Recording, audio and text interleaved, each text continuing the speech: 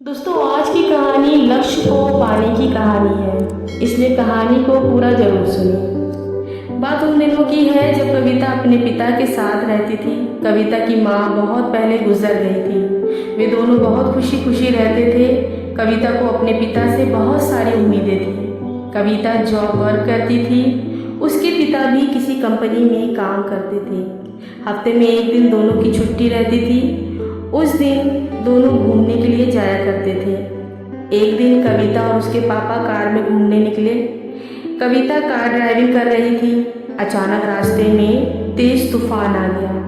कविता अपने पिताजी से कहती है कि पापा चलो घर वापस चले, यहाँ तूफान आया है। उसके पिताजी कहते हैं नहीं बेटा, तुम आगे गाड़ी चलाओ।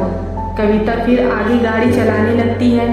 आगे तूफान और भी गहरा हो जाता है। कुछ गाड़ियां रास्ते पर ही खड़ी हो गई थी।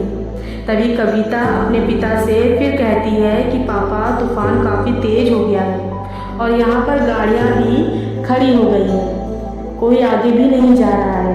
कार को यहीं रोक दूँ क्या? फिर उसके पिताजी कविता की बात काटते हुए कहते हैं नहीं बेटा, तुम आगे कार चलाओ, रुकना नहीं है।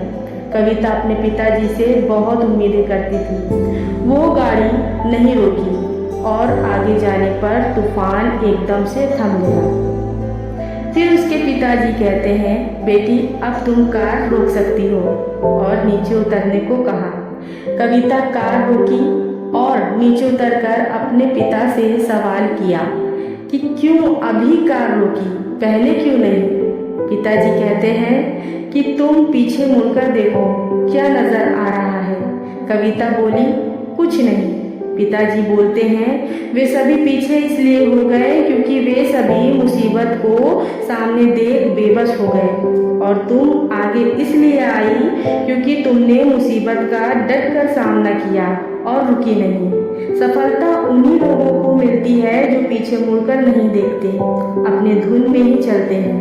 दोस्तों, आशा करती हूँ कि यह कहानी आपको पसंद आई होगी। इस कहानी की सबसे अच्छी बात क्या लगी हमें कमेंट में ज़रूर बताइएगा, और अगर वीडियो अच्छी लगे तो एक लाइक कर दीजिएगा, शेयर कर दीजिएगा, और अगर चैनल पर नए हैं तो चैनल को सब्सक्राइब कर लीजिएगा और बेल आइकन को प्रेस कर दीजिएगा, ताकि मैं जब भी कोई नई वीडियो अपलोड करूँ तो उसका नोटिफिकेशन आपको मिल जाए। धन्यवाद।